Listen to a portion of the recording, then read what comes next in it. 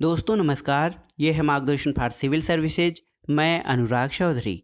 दोस्तों आज की वीडियो में हम सॉल्व करेंगे पीजीटी सिविक्स यानी प्रवक्ता परीक्षा नागरिक शास्त्र का प्रैक्टिस सेट, जो आपके आगामी प्रवक्ता परीक्षा के लिए बहुत ही उपयोगी होगा। दोस्तों ये प्रैक्टिस सेट अन्य प्रतियोगी परीक्षाओं जैसे गवर्नमेंट इंटर कॉलेज प्रवक्ता, गवर्नमेंट डिग्री कॉलेज, उच्चतर शिक्षा असिस्टेंट प्रोफेसर, एलटी ग्रेड और नेट जेआरएफ राजनीति विज्ञान के लिए भी उपयोगी और महत्वपूर्ण है। तो आइए सॉल्व करते हैं आज का प्रैक्टिस सेट, प्रवक्ता परीक्षा नागरिक शास्त्र का प्रैक्टिस सेट संख्या 1। दोस्तों आज का प्रैक्टिस सेट जो हम सॉल्व करने जा रहे हैं, इसका पहला प्रश्न देखते हैं। पहला प्रश्न है दोस्तों, परमाणु अप्रसार संधि यानी एनपीटी से अलग होने वाला पहला देश कौन था? ऑप्शन है देखिए, चीन, क्यूबा, उत्तरी कोरिया और कनाडा। तो सही उत्तर है परमाणु अप्रसार संधि से अलग होने वाला पहला देश उत्तर कोरिया था।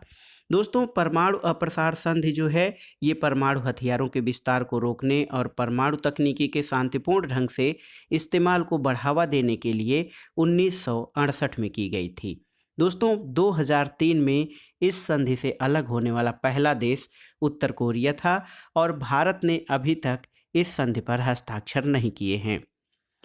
अगला प्रश्न है, किस बहुपक्षीय संस्था ने साफ्टा बनाने का निर्णय लिया है? ऑप्शन है सार्क, ईयू, विश्व बैंक या संयुक्त राष्ट्र संघ। तो सही उत्तर है ऑप्शन ए सार्क। साफ्टा क्या है दोस्तों? South Asia free trade agreement. ये दक्षिण एशियाई देशों के जो क्षेत्रीय संगठन है, उसका उद्देश्य है कि दक्षिण एशियाई देशों के मध्य एक मुक्त व्यापार क्षेत्र कायम किया जाए और साफ्टा 1 जनवरी 2006 से प्रभावी हुआ है। तो देखिए साफ्टा बनाने का निर्णय सार्क के द्वारा लिया गया है। अगला प्रश्न है दोस्तों, किसने अंतर्राष्ट्रीय राजनीति में गेम सिद्धांत या खेल सिद्धांत का प्रतिपादन किया था? ऑप्शन है नॉर्मन बीनर, थॉमस सी सेलिंग, स्नाइडर और M.A. कैपलान। तो सही उत्तर यहाँ पर देखिए M.A. कैपलान हो जाएगा। दोस्तों M.A. कैपलान को आप जानते हैं कि ये व्यवस्था सिद्धांत के भी प्रमुख विचारक हैं। ऐसे तो अंतर्राष्ट्रीय राजनीति में खेल सिद्धांत का प्रतिपादन मार्टिन सुबिक के द्वारा किया गया, लेकिन इसमें कापलान, सेलिंग, रिपर और न्यूमैन आदि का नाम महत्वपूर्ण है। यहाँ पर सही उत्तर आपका हो जाएगा ऑप्शन डी। अगला प्रश्न है दोस्तों, शिकागो स्कूल जिसने व्यवहारवादी आंदोलन के लिए महत्वपूर्ण भूमिका अदा की थी, इसकी स्थापना किसने की थी? ऑप्शन है David Easton, Charles Merriam, Harold Lasswell या उपर्युक्त में से कोई नहीं। तो सही उत्तर है चार्ल्स मेरियम। दोस्तों चार्ल्स मेरियम ने जो है शिकागो स्कूल की स्थापना की थी और चार्ल्स मेरियम को व्यवहारवादी आंदोलन के जनक और शिकागो स्कूल का संस्थापक माना जाता है। अगला प्रश्न है दोस्तों, 1, 2, 3 असैन्य परमाणु समझौते पर किन दो देशों के बीच हस्ताक्षर किया गया है? तो 1, 2, 3 समझौता जो है ये संयुक्त राज्य अमेरिका और भारत के बीच हुआ था।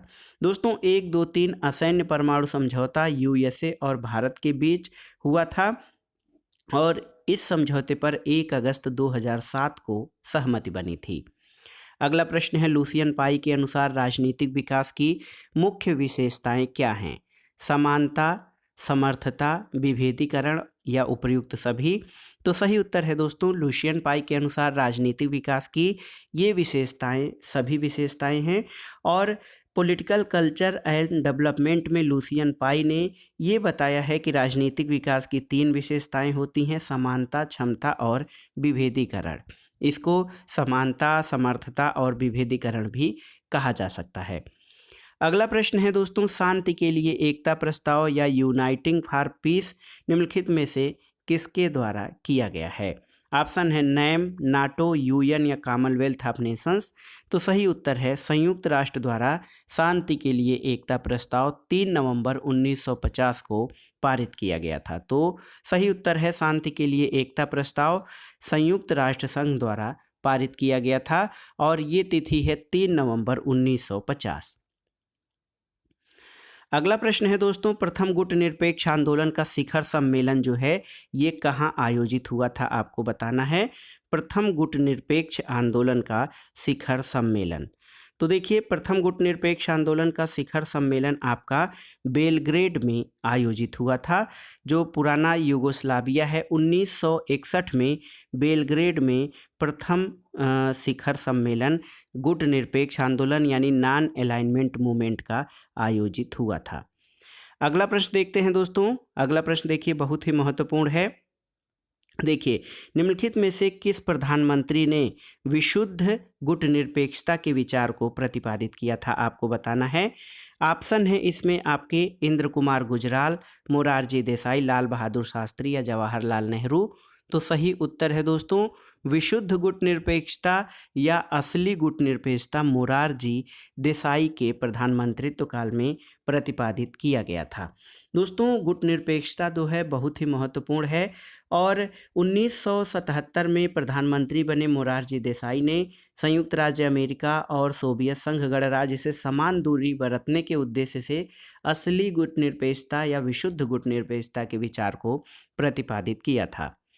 अगला प्रश्न है जिला जज की नियुक्ति का संबंध संविधान के किस अनुच्छेद में है? तो ये है दोस्तों ऑप्शन ए अनुच्छेद 233। अगला प्रश्न है ओम्बुड्समैन संस्था सर्वप्रथम कहाँ प्रारंभ की गई? तो उत्तर है दोस्तों ओम्बुड्समैन संस्था सबसे पहले 1809 में स्वीडन में प्रारंभ की गई थी। ऑप्शन सी आपका सही उत्तर है। अगला प्रश्न है दोस्तों लोक नीति के निर्माण का कौन सा प्रतिरूप ये कहता है कि नीतियों का बदलती परिस्थितियों के अनुसार समायोजन करना चाहिए? तो सही उत्तर है ऑप्शन बी वृद्धि संबंधित प्रतिरूप। देखिए लोक नीति निर्माण का वृद्धि संबंधित प्रतिरूप ये मानता है कि लोक नीतियों का बदलती परिस्थितियों के अनुसार समायोजन करना चाहिए। अगला प्रश्न है दोस्तों निम्नलिखित में से किसने आलोचना करते हुए कहा है कि नौकरशाही वह संगठन है जो अपनी त्रुटियों से सीखने के बावजूद अपने व्यवहार में सुधार नहीं करता है? तो ये कथन एम क्रोजियर का है। ऑप्शन बी आपका सही उत्तर है। दोस्तों एम क्रोजियर का कहना है कि नौकरशाही वह संगठन है जो अपनी त्रुटियों से सीखने के बजाय अपने व्यवहार में सुधार भी नहीं करता है। अगला प्रश्न है लोक प्रशासन से ही है दोस्तों। हर्बर्ट साइमन का योगदान किस क्षेत्र में प्रसिद्ध है? देखिए ऑप्शन है प्राधिकार, निर्णय निर्माण, संचार और नेतृत्व। तो सही उत्तर है दोस्तों हर्बर्ट साइमन का योगदान डिसीजन मेकिंग या निर्णय निर्माण में है। और हर्बर्ट साइमन ने अपनी पुस्तक एडमिनिस्ट्रेटिव बिहेवियर में अपने निर्णय निर्माण संबंधी प्रतिमानों का विवेचन किया है। अगला प्रश्न है दोस्तों निम्नलिखित में से किसने लोक प्रशासन और निजी प्रशासन में भेद नहीं किया है? ऑप्शन देखिए Henri Fayol, Herbert Simon, Paul Appleby या जॉन गॉस। तो सही उत्तर है ऑप्शन ए हेनरी फेयोल। दोस्तों Henri Fayol public administration and private administration में कोई अंतर नहीं करते हैं।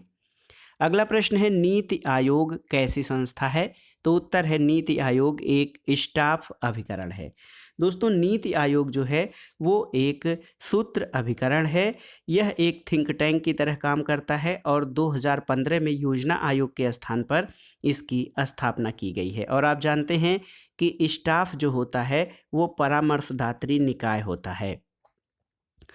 अगला प्रश्न है दोस्तों प्रशासन का बुनियादी और आवश्यक तत्व कौन सा है? ऑप्शन देखिए बजट, प्रशासनिक कानून, संगठन या अनुशासन। तो पब्लिक एडमिनिस्ट्रेशन पढ़ने के दौरान आप जानते हैं प्रशासन का बुनियादी और आवश्यक तत्व संगठन यानी ऑर्गेनाइजेशन होता है और इसका प्रमुख उद्देश्य योजनाओं का निर्माण, संसाधनों का आवंटन, कार्यों का विभाजन और कार्यबल का व्यवस्थित उपयोग करना होता है। अगला प्रश्न है दोस्तों प्रशासनिक कृत्यों और निर्णयों की वैधता के निर्धारण करने की न्यायालयों की शक्ति को जाना जाता है किस रूप में? ऑप्शन देखिए न्यायिक समीक्षा, वैधानिक अपील, विधायी समीक्षा या बंदी प्रत्यक्षीकरण। तो प्रशासनिक कृत्यों और निर्णयों की वैधता को निर्धारण करने की न्यायालयों की शक्ति को न्यायिक समीक्षा या जुडिशियल रिव्यू कहा जाता है। ऑप्शन ए आपका सही उत्तर है। अगला प्रश्न है दोस्तों मूने के अनुसार संगठन का सार्वभौमिक सिद्धांत कौन सा है? ऑप्शन देखिए नियंत्रण का विस्तार, आदेश की एकता, केंद्रीकरण या पद सोपान। तो सही उत्तर है हायरार्की। दोस्तों पद सोपान मूने के अनुसार संगठन का जो है सार्वभौमिक सिद्धांत है। और संगठन नामक शब्द को पहली बार लुई बैंडेज ने प्रयोग किया था।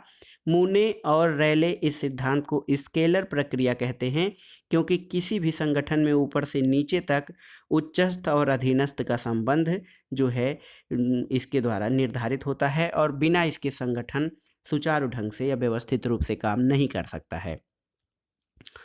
अगला प्रश्न है, प्राचीन काल में किस देश में प्रतियोगिता के माध्यम से लोक सेवा की भर्ती होती थी? तो यहाँ पे दोस्तों प्राचीन काल में चीन में प्रतियोगिता के आधार पर दोस्तों भर्ती होती थी लोक सेवा में।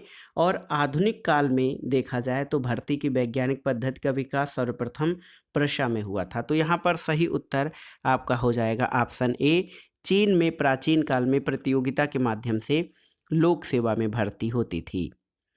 अगला प्रश्न है दोस्तों, ब्यूरोक्रेसी शब्द का सबसे पहले उपयोग या प्रयोग किसने किया था? आप जानते हैं विंसेंट डी गोर्ने एक फ्रांसीसी अर्थशास्त्री थे। उन्होंने सबसे पहले ब्यूरोक्रेसी शब्द का प्रयोग किया था। मैक्स वेबर ने ब्यूरोक्रेसी शब्द का सर्वप्रथम प्रयोग नहीं किया था। मैक्स वेबर ने इसको कानूनी और तार्किक सत्ता मानते हुए नौकरशाही का सबसे पहले विस्तृत विवेचन किया था। अगला प्रश्न है कि किस संवैधानिक संशोधन के कारण वर्तमान में पंचायती राज संस्थाओं का जन्म हुआ है? तो आप जानते हैं 73वां संविधान संशोधन, इसके कारण वर्तमान में पंचायती राज संस्थाओं का जन्म हुआ है। अगला प्रश्न है दोस्तों, देखते हैं। अगला प्रश्न बहुत ही महत्वपूर्ण है। सूची 1 का सूची 2 से सुमेलन करना है। तो यहाँ पर देखिए, आनुपातिक प्रतिनिधित्व प्रणाली के जनक थॉमस हेयर को माना जाता है। व्यावसायिक प्रतिनिधित्व GDH कोल। एक व्यक्ति एक मत बेंथम का सिद्धांत है। और एक से अधिक मत का अधिकार JS मिल का है। तो इस आधार पर जो सही उत्तर हो जाएगा आपका ऑप्शन बी हो जाएगा, 2, 3, 4 और 1। आनुपातिक प्रतिनिधित्व थॉमस हेयर, व्यावसायिक प्रतिनिधित्व GDH कोल, एक व्यक्ति एक मत जेरमी बेंथम और एक से अधिक मत JS मिल। अगला प्रश्न है दोस्तों, भारत में सामान्य निर्वाचन के लिए एक निर्वाचन क्षेत्र का निर्धारण किसके द्वारा किया जाता है? तो उत्तर है दोस्तों, निर्वाचन क्षेत्र का निर्धारण परिसीमन आयोग के द्वारा किया जाता है। दोस्तों परिसीमन आयोग भारत सरकार द्वारा परिसीमन अधिनियम के अंतर्गत स्थापित आयोग है। अगला प्रश्न है, आनुपातिक प्रतिनिधित्व की पद्धति विशेष उपयोगी है किस लिए? तो आनुपातिक प्रतिनिधित्व की पद्धति जो है ये बहुदलीय व्यवस्था के लिए उपयोगी होती है। अगला प्रश्न है कि किसने कहा है कि सभी की सांप्रदायिकता हानिकारक है? अल्पसंख्यक सांप्रदायिकता का तर्क पृथकता है और बहुसंख्यक सांप्रदायिकता अंततः फासिज्म में फलीभूत होती है। ये कथन किसका है? तो सही उत्तर है ये कथन बिपिन चंद्र का है। ऑप्शन सी आपका सही उत्तर है। उन्होंने कहा है कि सभी की सांप्रदायिकता हानिकारक है, अल्पसंख्यक सांप्रदायिकता का तर्क पृथकता है और बहुसंख्यक सांप्रदायिकता अंततः फासिज्म में फलीभूत होती है। अगला प्रश्न है दोस्तों, एकमात्र जनजाति नेता जिन्हें भारतीय संसद के संग्रहालय में चित्रण के द्वारा सम्मानित किया गया है वो कौन है? तो सही उत्तर है दोस्तों बिरसा मुंडा। देखिए दोस्तों बिरसा मुंडा जो हैं ये इनको भारतीय संसद के संग्रहालय में चित्रण द्वारा सम्मानित किया गया है। अगला प्रश्न है, वो राज्य बताइए जिनकी राजकीय विधानसभाएं राज्य की राजधानी को छोड़कर अन्य स्थान पर भी बैठक कर सकती हैं। तो इसमें देखिए यहाँ पर ऑप्शन जो था जो पहले हो सकता था जम्मू कश्मीर और महाराष्ट्र, लेकिन अब ये जो है इसमें महाराष्ट्र भर देखिए हो सकता है, क्योंकि जम्मू कश्मीर राज्य जो है वो अनुच्छेद 370 जिसके द्वारा वो विशेष दर्जा दिया गया था उसके कारण जो है जम्मू कश्मीर को 2 संघ शासित प्रदेशों में जम्मू और लद्दाख में विभाजित कर दिया गया है। अगला प्रश्न है कि निम्नलिखित में से केवल राज्यसभा की समितियां कौन सी हैं आपको बताना है। तो यहाँ पर देखिए अधीनस्थ विधान समिति, सरकारी आश्वासन समिति, मेज पर प्रस्तुत पत्रों से संबंधित समिति और सार्वजनिक प्रतिष्ठानों से संबंधित समिति। तो यहाँ पर देखिए दोस्तों, सही उत्तर हो जाएगा अधीनस्थ विधायन समिति, सरकारी आश्वासन समिति और मेज पर प्रस्तुत पत्रों से संबंधित समितियाँ, यानी 1, 2, 3। ऑप्शन डी आपका सही उत्तर है। राज्यसभा की समितियाँ, केवल राज्यसभा की समितियाँ 1, 2, 3 हैं। अगला प्रश्न है दोस्तों, भारतीय संसद से अभिप्राय क्या है? तो आप जानते हैं भारत की संसद जो है लोकसभा, राज्यसभा और राष्ट्रपति से मिलकर बनी है। अगला प्रश्न है, लोकसभा का कार्यकाल कितना है? तो उत्तर है दोस्तों, लोकसभा का कार्यकाल 5 वर्ष है। ऑप्शन डी आपका सही उत्तर है। अगला प्रश्न है, प्रत्येक संसदीय प्रणाली में संसद के बैठकों में प्रश्नों के लिए अलग से समय निर्धारित किया जाता है, जिसे क्या कहा जाता है?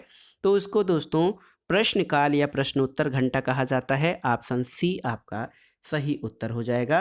प्रत्येक संसदीय प्रणाली में संसद में बैठकों में प्रश्नों के लिए अलग से समय निर्धारित किया जाता है, जिसको प्रश्नकाल या प्रश्नोत्तर घंटा कहा जाता है। अगला प्रश्न है दोस्तों, संविधान का कौन सा अनुच्छेद ये कहता है कि सभी प्राधिकरण भारत के उच्चतम न्यायालय की सहायता करेंगे? देखिए, अनुच्छेद 142, अनुच्छेद 144, अनुच्छेद 139 और अनुच्छेद 141। तो सही उत्तर है ऑप्शन बी, अनुच्छेद 144। इसके अनुसार भारत के राज्य क्षेत्र के सभी सिविल और न्यायिक प्राधिकारी उच्चतम न्यायालय की सहायता में कार्य करेंगे। अगला प्रश्न है दोस्तों, निम्नलिखित में से कौन भारतीय संविधान की समवर्ती सूची में है? देखिए, शिक्षा, संघ लोक सेवा आयोग, पुलिस और आयकर। तो सही उत्तर है दोस्तों, समवर्ती सूची में है यहाँ पर शिक्षा। ऑप्शन ए आपका सही उत्तर हो जाएगा। दोस्तों, भारत के संविधान में जो 3 सूचियों में शक्तियों का विभाजन किया गया है, इसमें संघ सूची, राज्य सूची और समवर्ती सूची हैं। 42वें संशोधन के द्वारा शिक्षा को राज्य सूची से निकालकर समवर्ती सूची में शामिल कर दिया गया है।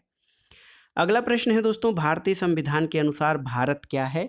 तो उत्तर है बहुत ही आसान सा, भारत राज्यों का संघ है, यानी यूनियन ऑफ स्टेट्स।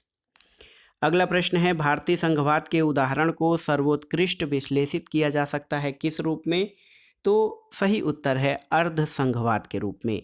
दोस्तों, संविधान के प्रथम अनुच्छेद में ये कहा गया है कि भारत राज्यों का संघ होगा, फिर भी भारत में संघीय शासन के लक्षण को अपनाने के साथ साथ एकात्मक शासन के लक्षणों का या एकात्मकता की ओर झुकाव भी है। इसी को देखते हुए केसी व्हीयर ने भारतीय संघ को अर्ध संघात्मक राज्य कहा है। अगला प्रश्न है दोस्तों, मदन मोहन पुंछी आयोग किसके अध्ययन के लिए नियुक्त हुआ था? तो सही उत्तर है 2005 में केंद्र सरकार द्वारा केंद्र राज्य संबंधों की समीक्षा के लिए सर्वोच्च न्यायालय के पूर्व मुख्य न्यायाधीश मदन मोहन पुंछी की अध्यक्षता में एक जो है आयोग का गठन किया गया था।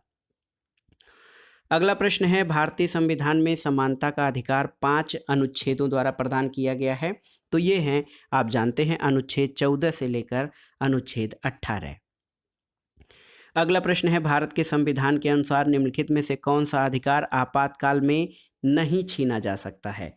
तो उत्तर है दोस्तों, भारतीय संविधान के अनुसार जीवन का अधिकार जो है, ऑप्शन सी, ये आपातकाल के दौरान भी नहीं छीना जा सकता है।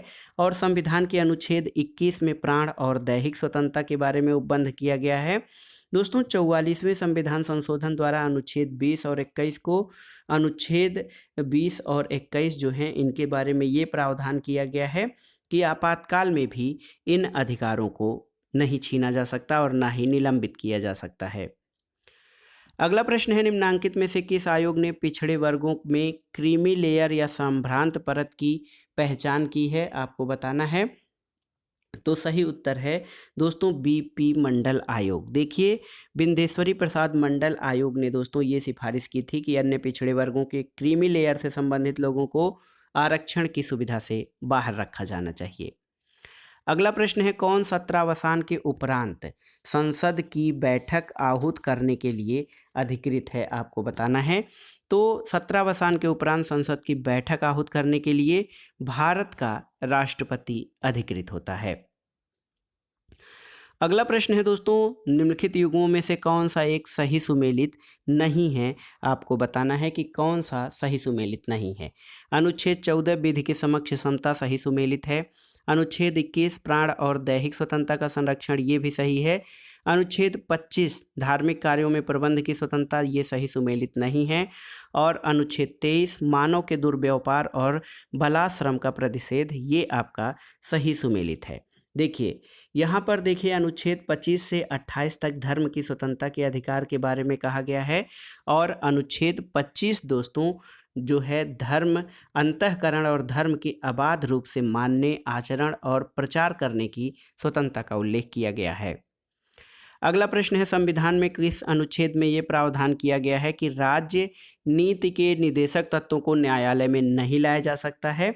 तो सही उत्तर है अनुच्छेद 37, ऑप्शन बी आपका सही उत्तर है। दोस्तों अनुच्छेद 37 में ये कहा गया है कि भाग 4 में दिए गए उपबंधों को किसी भी न्यायालय में लागू नहीं कराया जा सकता। अगला प्रश्न है, निम्नलिखित में से किस समिति की सिफारिश पर मौलिक कर्तव्यों को भारतीय संविधान में जोड़ा गया था? तो आप जानते हैं सरदार स्वर्ण सिंह समिति की सिफारिशों के आधार पर मौलिक कर्तव्यों को 42वें संविधान संशोधन द्वारा जोड़ा गया था। अगला प्रश्न है, भारत के संविधान में 10वीं अनुसूची कब जोड़ी गई है?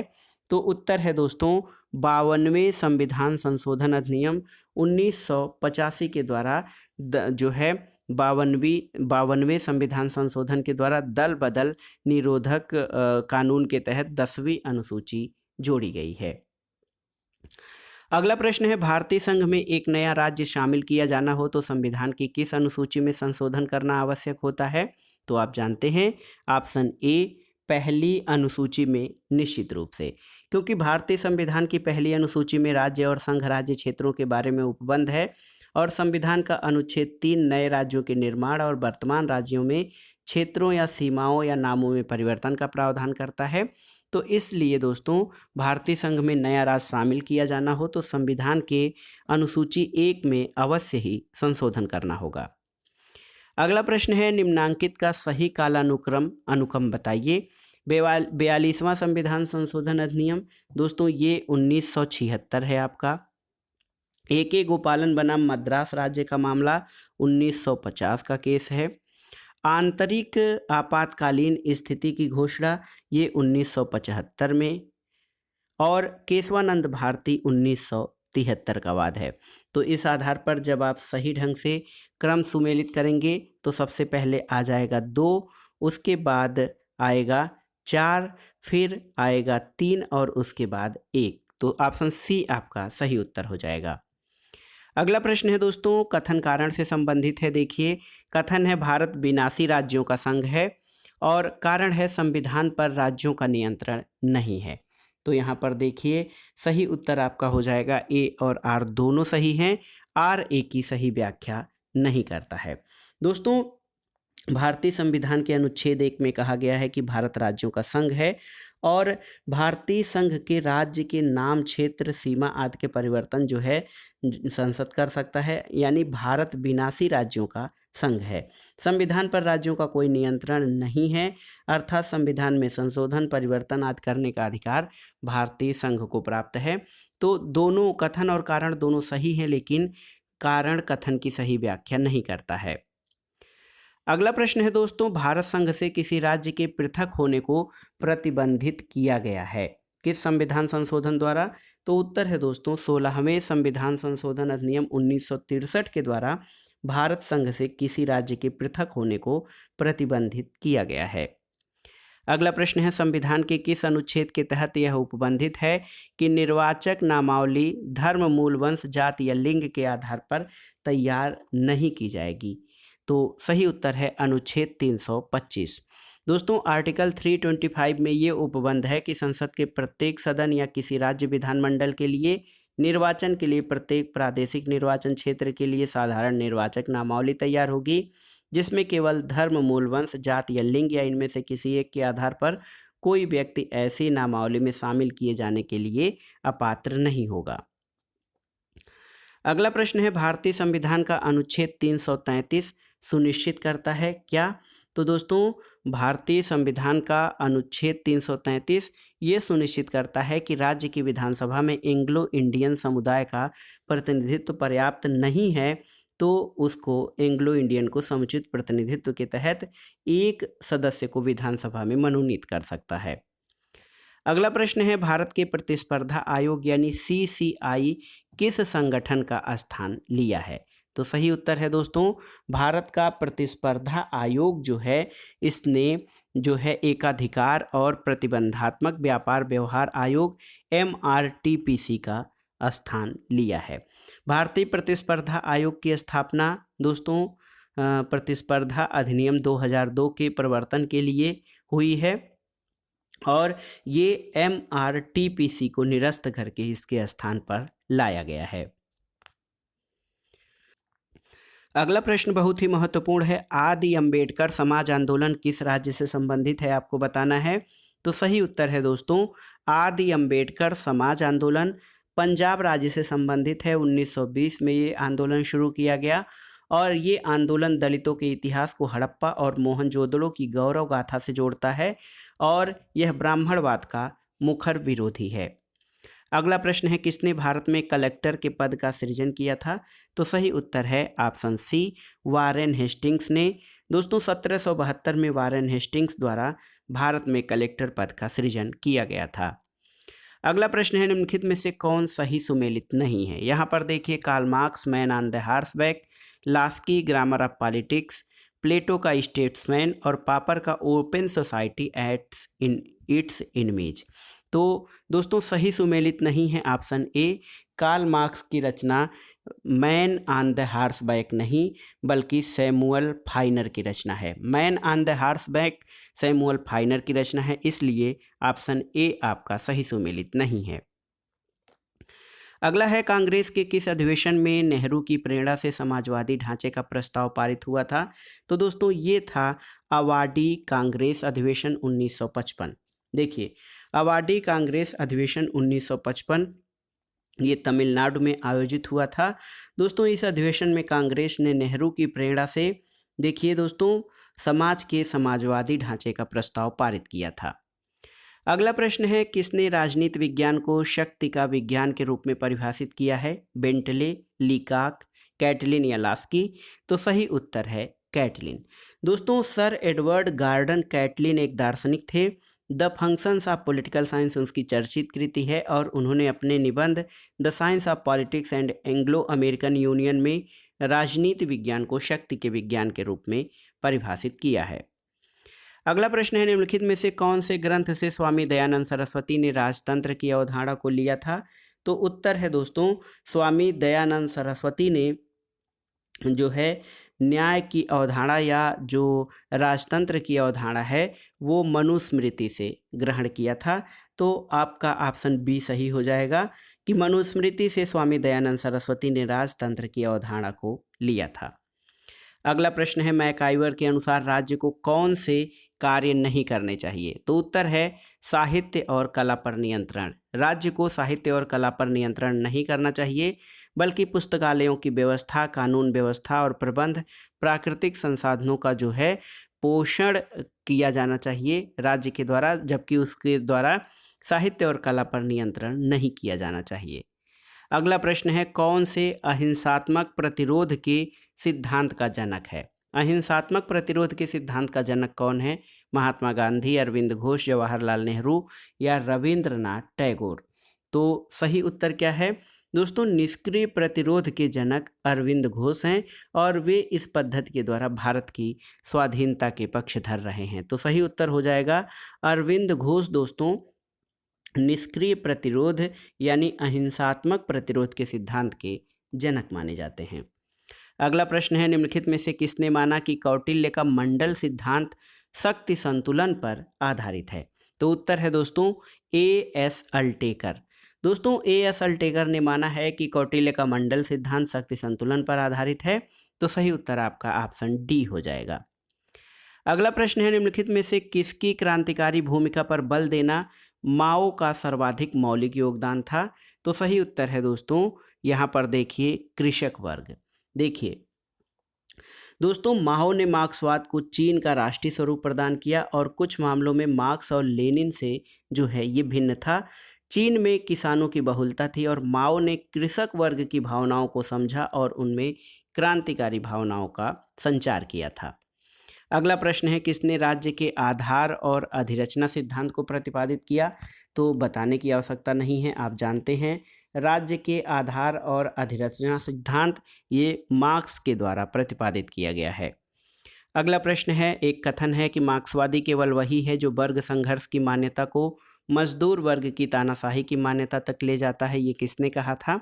तो ये सही उत्तर है, लेनिन का कथन है। अगला प्रश्न है दोस्तों, निम्नलिखित में से कौन सा लेख माओ द्वारा नहीं लिखा गया है? On new democracy, on coalition government, people's war और ऑन पीपुल्स डेमोक्रेटिक डिक्टेटरशिप। तो सही उत्तर ऑप्शन सी हो जाएगा। दोस्तों, माओ द्वारा जो लेख हैं on new democracy, on coalition government और on people's democratic dictatorship, people's war जो है माओ द्वारा लिखा गया लेख नहीं है। अगला प्रश्न है, निम्नलिखित विचारों में से मार्क्स ने हीगल से कौन सा विचार लिया था? तो आप जानते हैं मार्क्स ने हीगल से द्वंद्वात्मक पद्धति और एक विचारक हैं फ्योरबाख से उन्होंने जो है भौतिकवाद का सिद्धांत लिया था।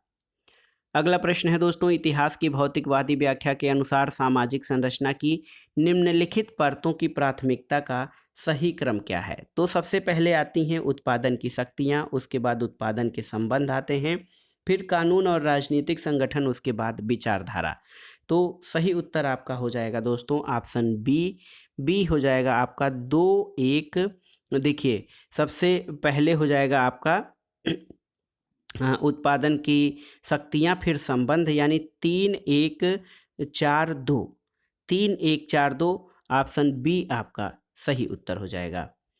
अगला प्रश्न है दोस्तों, निम्नलिखित में से कौन सा एक संगत मेल का नहीं है? फेबियनवाद, शांतिपूर्ण परिवर्तन, श्रेणी समाजवाद या व्यावसायिक प्रतिनिधित्व। तो इसमें आपको बताना है कौन सा एक मेल का नहीं है। तो देखिए, यहाँ पर फेबियनवाद, शांतिपूर्ण परिवर्तन ये आपका सही है। श्रेणी समाजवाद व्यावसायिक प्रतिनिधित्व की बात करता है, सही है। श्रमिक संघवाद दोस्तों ये ट्रेड यूनियनवाद की बात करता है, ये भी सही है। और लोकतांत्रिक समाजवाद आमूल परिवर्तन की बात नहीं करता है। तो ऑप्शन डी आपका सही सुमेलित नहीं है।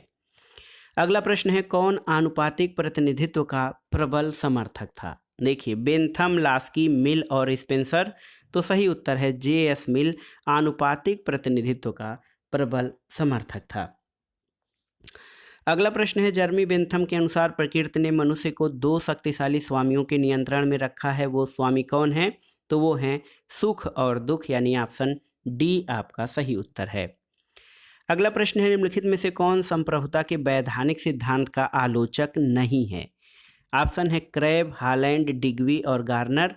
तो सही उत्तर है ऑप्शन सी गार्नर। दोस्तों, क्रैब, हालैंड और डिग्वी ये सब संप्रभुता के वैधानिक सिद्धांत के आलोचकों में शामिल हैं, जबकि गार्नर जो है वैध संप्रभुता के सिद्धांत का जो है दोस्तों, वैध संप्रभुता के सिद्धांत का गार्नर ये आलोचक नहीं है। अगला प्रश्न है दोस्तों, प्लेटो के अनुसार न्याय क्या है? तो आपको बताना है प्लेटो के अनुसार न्याय क्या है। तो सही उत्तर है दोस्तों, प्लेटो के अनुसार न्याय एक व्यक्ति, एक कार्य, एक वर्ग, एक कर्तव्य है। यानी प्लेटो का जो न्याय सिद्धांत है वो कार्य विशेषीकरण पर आधारित है। अगला प्रश्न है, यदि प्लेटो आज जीवित होते तो आधुनिक साम्यवादियों में सबसे अधिक साम्यवादी होते, ये कथन किसका है? तो ये प्रसिद्ध राजनीतिक चिंतक और विचारक मैक्सी का है, जो कहता है कि प्लेटो यदि आज जीवित होते तो आधुनिक साम्यवादियों से भी अधिक साम्यवादी होते। अगला प्रश्न है, एक बुक है the political theory of possessive individualism Hobbes to Locke नामक पुस्तक के लेखक कौन है? तो उत्तर है C.B. मैकफर्सन। अगले प्रश्न पे आते हैं दोस्तों, सूची 1 को सूची 2 के साथ सुमेलित करना है। यहाँ पर देखिए, मानकीय राजनीतिक सिद्धांत का जनक। दोस्तों, मानकीय राजनीतिक सिद्धांत का जनक प्लेटो को माना जाता है। राजनीति विज्ञान का जनक अरस्तू हैं। प्रत्यक्षवाद के जनक आगस्ट काम्टे और आधुनिक राजनीतिक चिंतक का जनक मैकियावेली। तो सही उत्तर क्या है? सही उत्तर आपका हो जाएगा ऑप्शन डी। देखिए, 2, 1, 3 और 4। अगला प्रश्न है दोस्तों, निम्नलिखित में से किस विचारक ने अपनी रचनाओं में संप्रभुता शब्द का कभी प्रयोग नहीं किया है? ऑप्शन है हाब्स, लॉक, बेंथम या ऑस्टिन। तो सही उत्तर हो जाएगा आपका ऑप्शन बी। लॉक ने दोस्तों अपनी रचनाओं में संप्रभुता शब्द का प्रयोग कभी नहीं किया है। लॉक ने संप्रभुता के स्थान पर सर्वोच्च सत्ता शब्द का प्रयोग किया है। अगला प्रश्न है, निम्नलिखित में से बताइए कि किस पुस्तक के रचयिता प्लेटो नहीं है। रिपब्लिक, स्टेट्समैन, पॉलिटिक्स और द लॉज। तो सही उत्तर है ऑप्शन सी, पॉलिटिक्स जो है ये अरस्तु की कृति है, प्लेटो की नहीं। अगला प्रश्न है, प्राकृतिक और परंपरागत असमानता के बीच किसने भेद किया है। तो सही उत्तर है रूसो ने। दोस्तों रूसो जो है, रूसो का विचार असमानता पर आधारित है और उसने प्राकृतिक और परंपरागत असमानता के बीच भेद किया है। अगला प्रश्न देखते हैं दोस्तों, प्लेटो की दार्शनिक शिक्षा में कौन सा विषय शामिल नहीं है। आपको बताना है कि प्लेटो की दार्शनिक शिक्षा में कौन सा विषय शामिल नहीं है। अंक गणित, बीज गणित, खगोल शास्त्र और संवाद शास्त्र। तो सही उत्तर आपका हो जाएगा ऑप्शन बी, बीज गणित। दोस्तों प्लेटो की दार्शनिक शिक्षा में गणित, अंक गणित, खगोल शास्त्र और संवाद शास्त्र शामिल है, इसमें बीज गणित शामिल नहीं है। अगला प्रश्न है, मूल्य तटस्थता किसकी विशेषता है। अराजकतावादियों की, बहुलवादियों की, मार्क्सवादियों की या व्यवहारवादियों की। तो सही उत्तर है दोस्तों व्यवहारवादियों की विशेषता है मूल्य तटस्थता। और व्यवहारवाद के प्रवर्तक डेविड ईस्टन का कहना है कि परंपरागत राजनीति सिद्धांत ये वर्तमान में असफल हो गया है। और ईस्टन का कहना है कि शास्त्रीय राजनीति विज्ञान मूल्य भारित है, लेकिन ईस्टन ने नवीन उपागमों के साथ राजनीति को मूल्य तटस्थ माना है। अगला प्रश्न है दोस्तों, किस राजनैतिक दार्शनिक ने न्याय में तुलनात्मक पद्धति लागू करने का सिद्धांत दिया है, ये आपको बताना है। तो सही उत्तर है दोस्तों अमर्त्य सेन। देखिए ऑप्शन डी आपका सही उत्तर है। अमर्त्य सेन ने न्याय में तुलनात्मक पद्धति लागू करने का सिद्धांत दिया है और उनका कहना है कि सामर्थ्य आधारित दृष्टिकोण जो है कि सामर्थ्य ही असली स्वतंत्रता का प्रतिनिधित्व करती है, इसलिए उन्होंने तुलनात्मक पद्धति लागू करने का सुझाव दिया है न्याय के क्षेत्र में। एक प्रश्न देखिए अलग टाइप का है, शक्ति पैसे की तरह है, ये कथन किसका है। शक्ति जो है वो पैसे की तरह है। देखिए कैटलिन, लासवेल, माओ से तुंग या टालकाट। तो सही उत्तर है ऑप्शन डी, टालकाट। दोस्तों टालकाट का मानना है, टालकाट पार्सन्स का, जो कहते हैं शक्ति और पैसे के संबंधों की बात करते हुए कहते हैं कि शक्ति पैसे की तरह है। अगला प्रश्न है, निम्नलिखित को ग्रीक नगर राज्यों के नागरिक माना जाता था, किसको। यहाँ पर देखिए मजिस्ट्रेट, गुलाम, स्वतंत्र व्यक्तियों के स्वामी या राजनैतिक विचारक। तो सही उत्तर है ऑप्शन सी, स्वतंत्र व्यक्तियों के स्वामी को ग्रीक नगर राज्यों के नागरिक माना जाता था। दोस्तों नागरिकता की अवधारणा जो है नगर राज्यों से प्रारंभ हुई थी और अरस्तु ने अपनी पुस्तक पॉलिटिक्स में नागरिकता संबंधी विचार दिया है और उसने कहा है कि नागरिक वह है जो व्यवस्थापिका और न्याय व्यवस्था के सदस्य के रूप में भाग लेता है।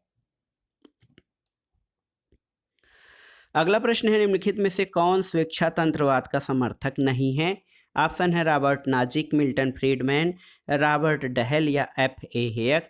तो सही उत्तर है दोस्तों ऑप्शन सी, रॉबर्ट डहेल। रॉबर्ट डहेल स्वेच्छातंत्रवाद के समर्थक नहीं हैं, जबकि रॉबर्ट नाजिक, मिल्टन फ्रीडमैन और F.A. हेयक स्वेच्छातंत्रवाद के समर्थक हैं और ये विचारक राज्य के अत्यधिक कार्यक्षेत्र के विरोधी हैं और सीमित राज्य के समर्थक हैं। अगला प्रश्न है दोस्तों, अमेरिकी संविधान के किन संशोधनों में विधायी और कार्यकारी कृत्यों की न्यायिक समीक्षा के उपबंध में विधि की सम्यक प्रक्रिया का उल्लेख किया गया है। तो सही उत्तर है 5वें और 14वें संशोधन द्वारा। दोस्तों ऑप्शन जो है आपका सही उत्तर हो जाएगा 2 और 3, ऑप्शन ए आपका सही उत्तर हो जाएगा। देखिए दोस्तों अमेरिकी संविधान के 5वें और 14वें संशोधन द्वारा न्यायिक समीक्षा के संबंध में विधि की सम्यक प्रक्रिया का उल्लेख किया गया है। अगला प्रश्न है, लोक प्रशासन से 1887 में प्रकाशित पुस्तक द स्टडी ऑफ एडमिनिस्ट्रेशन के लेखक कौन थे।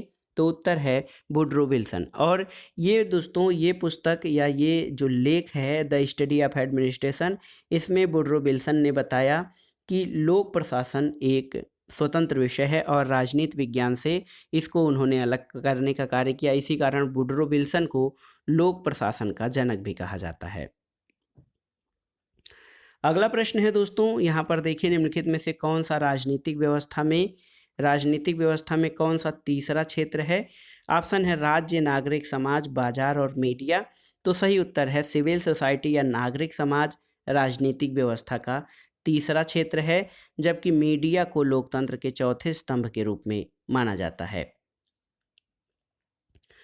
अगला प्रश्न है दोस्तों, मैकाइवर के अनुसार राज्य को निम्न में से कौन से कार्य नहीं करने चाहिए। तो सही उत्तर है साहित्य और कला पर नियंत्रण राज्य को नहीं करना चाहिए। अगला प्रश्न है, सभी कुछ राज्य में निहित है, राज्य से बाहर कुछ भी नहीं है, राज्य ही सर्वोपरि है, ये विशेषता किन राज्यों में दिखाई देती है। तो उत्तर है टोटलिटेरियनिज्म यानी सर्वाधिकारवाद में ये विशेषता दिखाई देती है कि सब कुछ राज्य में निहित है, राज्य के बाहर और विरुद्ध कुछ भी नहीं है। अगला प्रश्न है दोस्तों, समाजवाद शब्द का संबंध मुख्यतया किस वर्ग से है। देखिए पूंजीपति, सैनिक, श्रमिक या उत्पादक। तो सही उत्तर है श्रमिक वर्ग से। दोस्तों समाजवाद जो है शब्द, इसका प्रयोग सबसे पहले 1827 में रॉबर्ट ओवेन ने किया था और इसमें जो है दोस्तों इसका सरोकार मुख्य रूप से श्रमिक से है। अगला प्रश्न है नव उदार पूंजीवाद। देखिए नव उदार पूंजीवाद का बौद्धिक जनक कौन समझा जाता है, आपको बताना है। नव उदार पूंजीवाद का बौद्धिक जनक किसे माना जाता है। उत्तर है दोस्तों F.A. हेयक।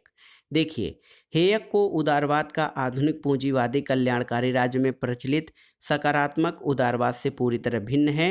वो कहता है कि सामाजिक सेवाओं की व्यवस्था को बाजार प्रणाली से अलग रखना चाहिए, स्वयं बाजार को वितरण मूलक न्याय का साधन नहीं होने देना चाहिए।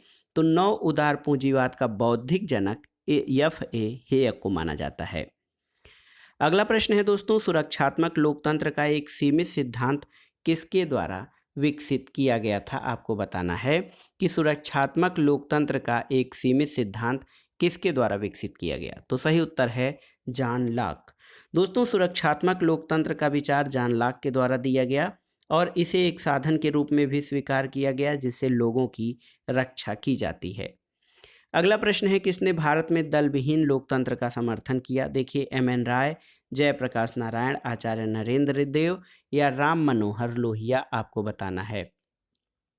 तो दोस्तों यहाँ पर देखिए जयप्रकाश नारायण ने दल विहीन लोकतंत्र की बात की और M.N. राय भी दोस्तों दल विहीन लोकतंत्र के पक्ष में ही हैं, क्योंकि वो दल को नहीं बल्कि जनता को राजनीति का मूल मानते हैं। अगला प्रश्न है, संयुक्त राज्य अमेरिका के राष्ट्रीय विधानमंडल के रूप में किसे जाना जाता है। तो उत्तर है संयुक्त राज्य अमेरिका के राष्ट्रीय विधानमंडल के रूप में कांग्रेस को जाना जाता है। अगला प्रश्न है, उच्चतम न्यायालय द्वारा न्यायिक समीक्षा या न्यायिक पुनरीक्षा के अधिकार को सर्वप्रथम कहाँ पर स्थापित किया गया। तो उत्तर है USA में। और एक प्रसिद्ध केस है दोस्तों, अमेरिका में न्यायमूर्ति मार्शल ने मार्बरी बनाम मेडिसन केस में पहली बार न्यायिक समीक्षा के बारे में जो है न्यायिक पुनरावलोकन की शक्ति को पुनर्स्थापित किया था। अगला प्रश्न है, देशों के समूह को पहचानिए जो एक दलीय राज्य हैं। तो कौन से हैं। चीन, उत्तर कोरिया और वियतनाम। दोस्तों चीन, उत्तर कोरिया और वियतनाम ये एक दलीय राज्य हैं और आप जानते हैं कि चीन एक समाजवादी राज्य है जबकि उत्तर कोरिया एक तानाशाही शासन वाला राज्य है। अगला प्रश्न है दोस्तों, निम्नांकित में से कौन सा संसदों की जननी कही जाती है। आपको बताना है कि कौन संसद की जननी कहलाती है। तो सही उत्तर है ब्रिटिश संसद को विश्व के संसदों की जननी कहा जाता है दोस्तों, क्योंकि आप जानते हैं कि सबसे पहले ब्रिटिश संसद जो है यहाँ पर ही संसद जैसी संस्था का निर्माण हुआ था। अगला प्रश्न है, संसद बातचीत की दुकानों जैसी हैं, ये कथन किसका है।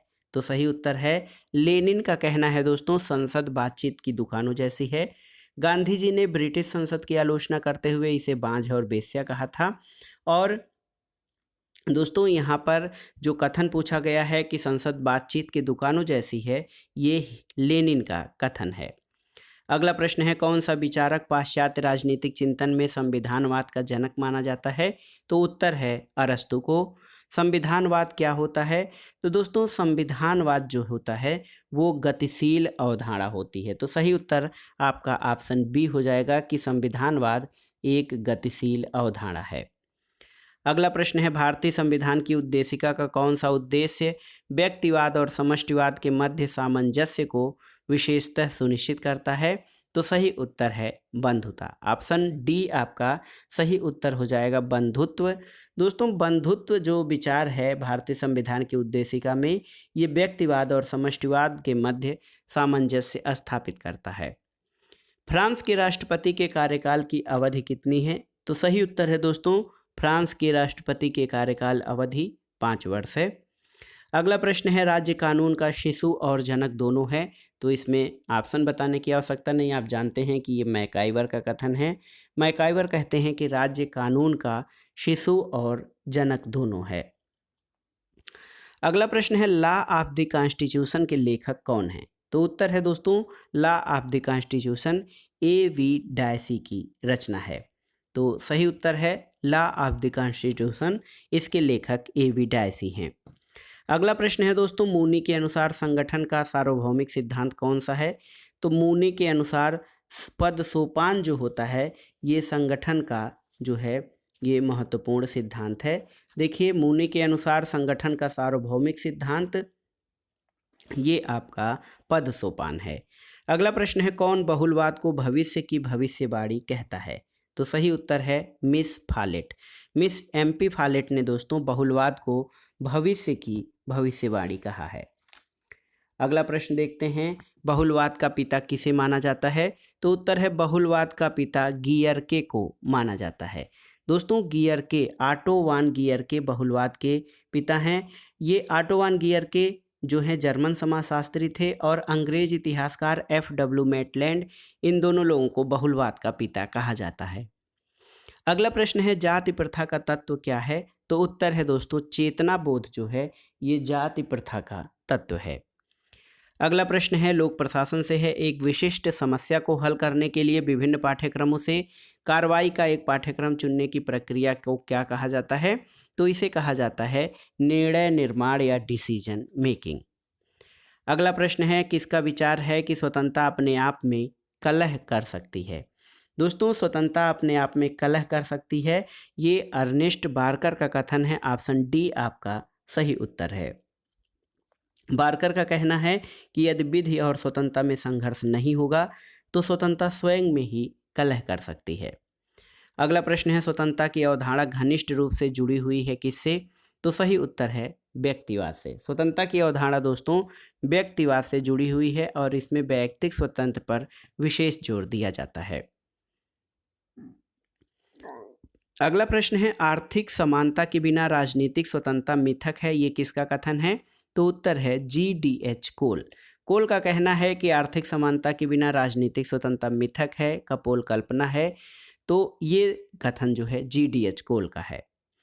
अगला प्रश्न है दोस्तों, अधिकारों के ऐतिहासिक सिद्धांत की मूल विशेषता क्या है? तो उत्तर है अधिकारों के ऐतिहासिक सिद्धांत में ये माना जाता है कि राज्य इतिहास और परंपराओं की देन है। ऑप्शन डी आपका सही उत्तर हो जाएगा।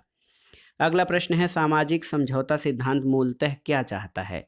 तो दोस्तों सामाजिक समझौता सिद्धांत मूलतः राजनीतिक दायित्व के आधार को समझना चाहता है।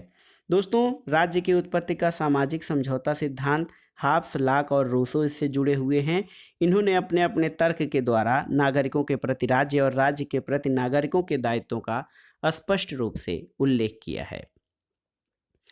अगला प्रश्न है, सूची 1 का सूची 2 के साथ सुमेलन करिए। देखिए राज्य एक पूर्ण समुदाय है, ये अरस्तू का कथन है। राज्य मानव अवयव का ही प्रतिरूप है, ब्लंटसली का कथन है। राज्य शक्ति है, ट्रीटस्के का कहना है। और राज्य का मूल्य वही है जो इसमें रहने वाले व्यक्तियों का मूल्य है, तो ये JS मिल का कथन हो जाएगा। तो सही उत्तर आपका हो जाएगा ऑप्शन बी 1, 2, 4 और 3। अगला प्रश्न है, श्रमिकों की तानाशाही के सिद्धांत को किसने सुपरिष्कृत किया था, आपको बताना है। तो सही उत्तर है ऑप्शन डी, लेनिन ने अपनी कृति स्टेट एंड रिवॉल्यूशन में श्रमिकों की तानाशाही के सिद्धांत को परिष्कृत करने का कार्य किया था। Vladimir इलियच Lenin, V.I. लेनिन इनका पूरा नाम है। ये रूस की बोल्शेविक क्रांति के कर्णधार रहे हैं और इन्होंने अपनी पुस्तक स्टेट एंड रिवॉल्यूशन में श्रमिकों की तानाशाही के सिद्धांत को सुपरिष्कृत किया है। अगला प्रश्न है, प्राकृतिक अधिकारों के सिद्धांत की पुष्टि की गई है किसके द्वारा? तो केवल कुछ उदारवादियों द्वारा। दोस्तों, केवल कुछ उदारवादियों द्वारा प्राकृतिक अधिकारों के सिद्धांत की पुष्टि की गई है। अगला प्रश्न है, शक्ति नहीं बल्कि सदिच्छा राज्य का आधार है, यह वाक्य किस विचार का प्रतिनिधित्व करता है? तो उत्तर है, ये वाक्य दोस्तों आदर्शवादी विचार का प्रतिनिधित्व करता है। T.H. ग्रीन का ये कथन है कि शक्ति नहीं बल्कि इच्छा राज्य का आधार है। अगला प्रश्न है, हाब्स के सामाजिक समझौते में लोगों ने लेवायथन को क्या सौंपा? तो सही उत्तर है ऑप्शन सी, लगभग सभी अधिकार सौंप दिया। दोस्तों, लेवायथन को जो है लोगों ने, हाब्स के समझौता सिद्धांत में लोगों ने अपने सभी अधिकार उस व्यक्ति को सौंप दिए जो उस समझौते का भाग नहीं होता है। अगला प्रश्न है दोस्तों, राज्य का कार्य एक उत्तम जीवन के मार्ग में आने वाली बाधाओं को दूर करना है, ये कथन किसका है? तो ये T.H. ग्रीन का कथन है, जो सकारात्मक स्वतंत्रता में विश्वास करते हैं। उनका कहना है कि राज्य का कार्य उत्तम जीवन के मार्ग में आने वाली बाधाओं को बाधित करना है। अशिक्षा, नशाखोरी और अशिक्षा, बेकारी और नशाखोरी, इसको समाप्त करने के लिए उन्होंने बात किया और कहा कि और एक प्रकार से देखा जाए तो ग्रीन के ये विचार लोक कल्याणकारी राज्य के जो है अग्र भावना के रूप में प्रदर्शित होते हैं। अगला प्रश्न है, लोक प्रशासन से प्रबंधन यानी मैनेजमेंट की कौन सी प्रणाली का पर्यावरण के साथ कोई अंतर संबंध नहीं होता है? तो आप जानते हैं क्लोज्ड या बंद प्रणाली जो होती है उसका पर्यावरण के साथ कोई संबंध नहीं होता है। अगला प्रश्न है, किसने कहा है कि राज्य का स्वरूप मूलतः एक निगम है? तो ये सही उत्तर है ऑप्शन सी, मैकाइवर। दोस्तों, मैकाइवर का कहना है कि राज्य का स्वरूप मूलतः एक निगम है। अगला प्रश्न दोस्तों, राजनीतिक चेतना का अर्थ क्या है, आपको बताना है। तो सही उत्तर है, राजनीतिक चेतना का अर्थ होता है दोस्तों शासन प्रक्रिया में अधिक से अधिक भागीदारी करना या राजनीतिक सहभागिता। तो सही उत्तर है ऑप्शन सी, राज्य के प्रति प्रेम या उसके आदर्शों और संस्थाओं का आदर करना, ये राजनीतिक चेतना का अर्थ है। अगला प्रश्न है, किसने politics in India since independence? देखिए, एक महत्वपूर्ण पुस्तक है politics in India since independence, किसने लिखा है? तो सही उत्तर है option A, Paul Brass. Paul Brass की रचना है politics in India since independence. 1990 में ये पुस्तक प्रकाशित हुई थी। अगला प्रश्न है दोस्तों, राजनीतिक सिद्धांत के पतन के लिए कौन से कारक उत्तरदायी रहे हैं? देखिए, इतिहासवाद, प्रत्यक्षवाद, नैतिक सापेक्षवाद या अति तथ्यवाद। तो सही उत्तर है दोस्तों ऑप्शन डी, 1, 2, 3 और 4, यानी राजनीतिक सिद्धांत के पतन के लिए ये सभी कारक उत्तरदायी रहे हैं। दोस्तों, इन सभी कारकों को डेविड ईस्टन ने प्रतिपादित किया है कि राजनीतिक सिद्धांत के पतन में ये चारों कारक उत्तरदायी रहे हैं। तो दोस्तों, ये था आज का प्रैक्टिस सेट, जिसमें आपने आगामी परीक्षाओं के लिए उपयोगी और महत्वपूर्ण पीजीटी यानी प्रवक्ता नागरिक शास्त्र का प्रैक्टिस सेट सॉल्व किया। दोस्तों, ये वीडियो प्रवक्ता परीक्षा के साथ साथ अन्य प्रतियोगी परीक्षाओं के राजनीति विज्ञान अथवा नागरिक शास्त्र के लिए बहुत ही उपयोगी और महत्वपूर्ण है। आप इन प्रश्नों को सॉल्व कर लीजिएगा। हमने कोशिश की है कि जो प्रश्न कन्फ्यूजन वाले हैं उनकी व्याख्या भी कर दें ताकि आपको समझ में आ जाए। तो आज का वीडियो दोस्तों बहुत ही महत्वपूर्ण है। वीडियो आपको कैसा लगा हमें कमेंट बॉक्स में ज़रूर बताइएगा, और किसी प्रकार की अन्य समस्या आने पर या कोई क्वेश्चन आपको दुविधा या संशय हो तो बेझिझक हमें कमेंट बॉक्स में लिखिएगा। जैसे ही हमें समय मिलेगा हम उसका समाधान करने का प्रयास करेंगे। वीडियो देखने के लिए धन्यवाद दोस्तों। नमस्कार।